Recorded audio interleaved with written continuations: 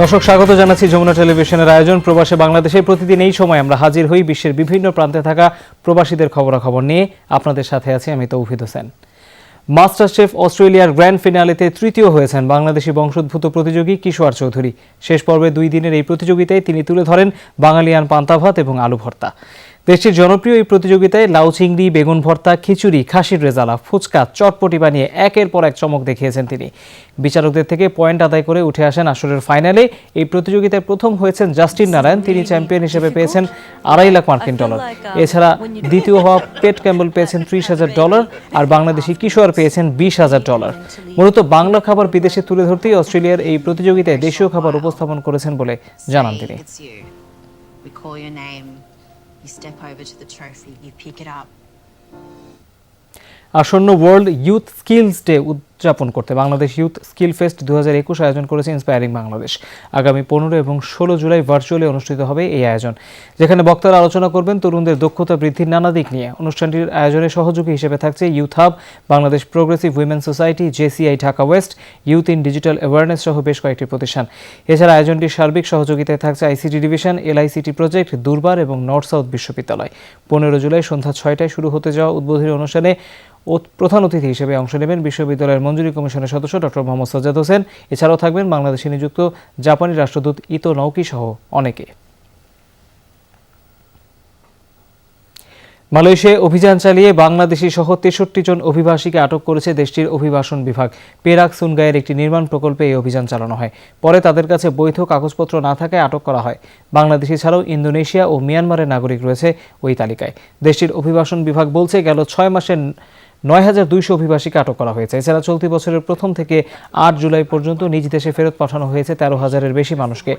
মালয়েশিয়ায় অবৈধভাবে বসবাস করছে এমন শ্রমিকদের সন্ধানে 2,000-এর বেশি অভিযান চালানো হয়। এর আওতায় জিজ্ঞাসাবাদ করা হয়েছে 53,195 জনকে। একই সময়ে মোট 99 জন নিয়োগকর্তাকেও আটক করা হয়। পর্তুগালে অভিবাসন আইন সহজ করার দাবিতে সমাবেশ করেছে দেশটিতে বসবাসরত বিভিন্ন দেশের অভিবাসীরা।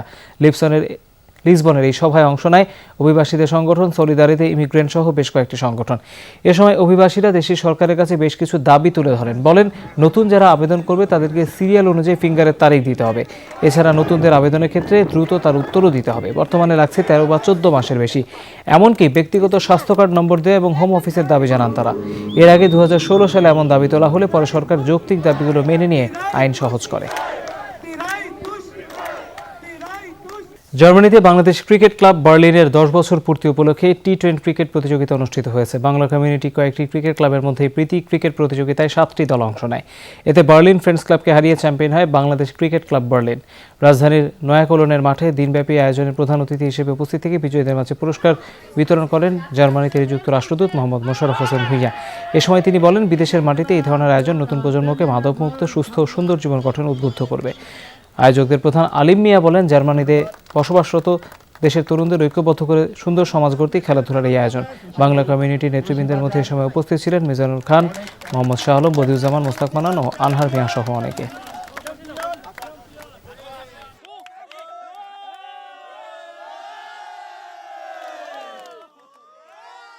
এই বার্লিনে তারা ভবিষ্যতে, এখন তো শুভ সূচনা হয়েছে, ভবিষ্যতে এইখানকার যে ভালো ভালো টিম আছে তাদের সাথেও তারা প্রতিযোগিতায় অবতীর্ণ হবে। আমরা ইয়াং একটা টিম, আমরা নতুনভাবে শুরু করেছি, মাত্র 4 মাস হলো।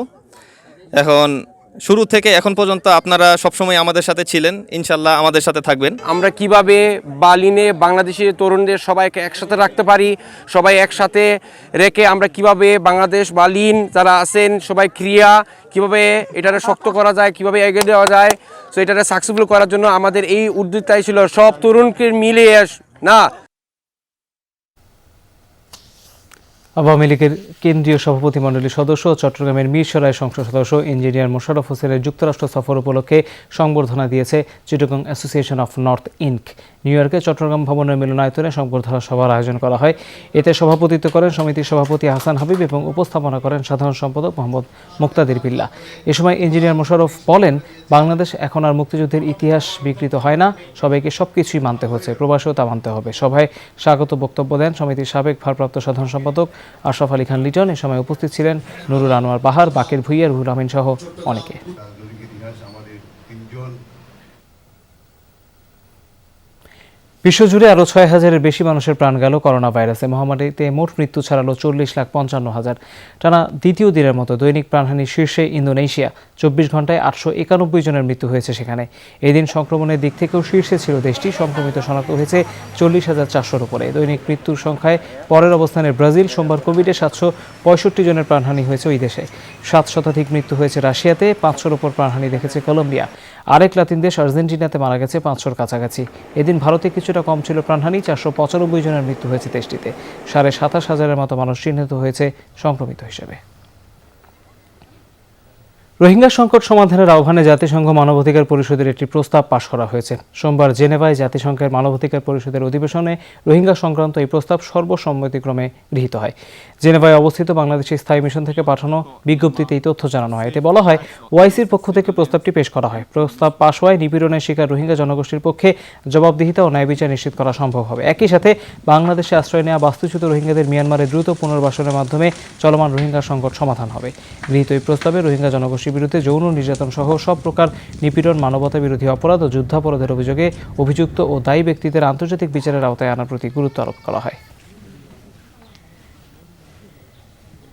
দর্শক, এই ছিল প্রবাসী বাংলাদেশে। এতক্ষণ সাথে থাকার জন্য ধন্যবাদ সবাইকে।